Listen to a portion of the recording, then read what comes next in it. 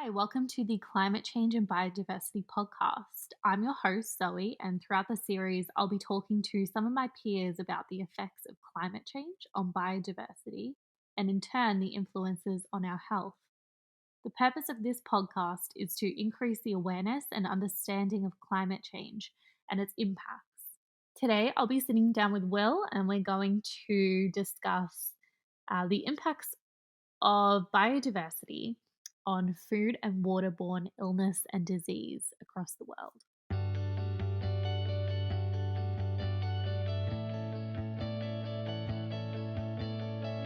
Hi, Will. Thanks for joining us today. Hi Zoe, thanks for having me today. So, today we're going to talk a little bit about food and waterborne illnesses and diseases. I thought we could start by learning a little bit about what they are. Yeah, great. Food and waterborne diseases, they're illnesses that are caused by bacteria, viruses, and parasites that contaminate the ingested food and water sources that are consumed by humans. And when we discuss food and waterborne illness in the context of climate change, it's a really important discussion to be having because we know that temperatures are changing and precipitation patterns throughout the world have the real potential to increase in severity and frequency as a result. And so, why are food and waterborne diseases important in the context of climate change then? Yeah, so climate change is showing and continuing to show to have an effect of majorly impacting the occurrence of these illnesses, and therefore it's a really important discussion to be having. And knowledge and awareness of the growing risks, I think, are imperative to develop interventions that will minimise the effect and the burden of disease, particularly for underdeveloped and most at-risk populations. Are you able to elaborate a little bit on this relation to climate change as well? Yeah, of course. So, climate change plays a really important role in helping to increase food and waterborne illnesses occurrence in society. And as we're bearing witness to these constantly fluctuating temperature patterns and precipitation patterns throughout the world, we see similar changes in the frequency and the appearance of new diseases within society. And to give an example, in areas that have underdeveloped water drainage systems that cause the water to stagnate and not flow, heavy rains that increase the risk of certain waterborne infections festering in these waters.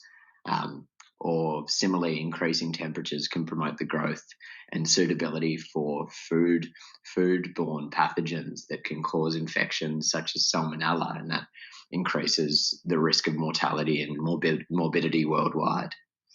Right. And so, what does the current literature say when linking these two areas? Yeah, so there's a really rich and growing body of literature that has been exploring these two links. And a lot of the research that I actually explored in my time looked at the most prevalent food and waterborne illnesses known. And I used the Centre for Disease Control and Prevention to identify these certain pathogens and diseases that are caused from these pathogens.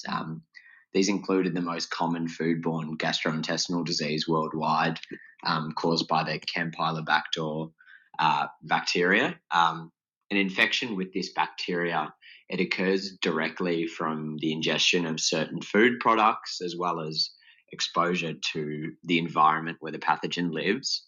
And there's a really strong evidence base which sort of links outbreaks of this Campylobacter disease to periods of strong seasonal variance. One study that I found, they used surveillance data for 15 different populations in Europe, Australia, Canada, and New Zealand, and they found a really positive relationship between increases in temperature and the incidence of the disease. And they found for every temperature increase, there was actually a 2 to 5% increase in the incidence rate of the disease. Okay, so what you're saying is we're definitely warranting some concern here. Is there anything else in the literature that we should be worried about? Yeah, there's actually been some interesting research that looked at salmonella as well. And for some background, salmonella accounts for the second largest number of foodborne human disease notifications worldwide, behind Campylobacter.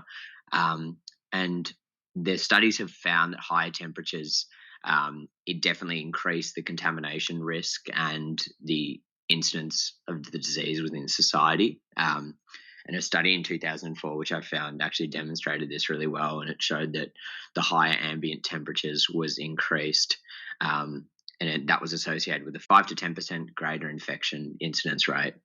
Okay, so what do you think we can do going forward? I think from a policy perspective, implementing changes in the way we utilize our environment could have a really major positive effect on slowing down the increase in the number of incidence rates of disease.